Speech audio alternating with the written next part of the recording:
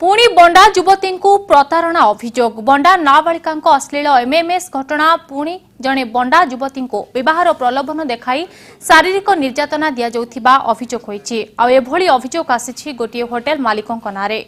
मालकानगिरी जिला बंडाघाटी स्थित दानंती पड़ार बापा और मां छेउंड युवती जनक कोरुकोंडा स्थित एक होटेल रे काम करुथिले। होटेल मालिक पद्मन वारिक विवाहर प्रलोभन देखाई 2 वर्ष हेबो तांको सह शारीरिक संपर्क रखिथिबा नै पीड़िता अभियोग करिसेंती। तेबे एनै पुलिस निकटरे कोनोसी अभियोग करिनाहंती पीड़िता। सेबडे पीड़ितांको समस्त अभियोग मिथ्या बोली कहिसेंती पद्मन वारिक। तांको सह कोनोसी शारीरिक संपर्क रखिनथिबा सफेई दैछंती अभियुक्त होटेल मालिक।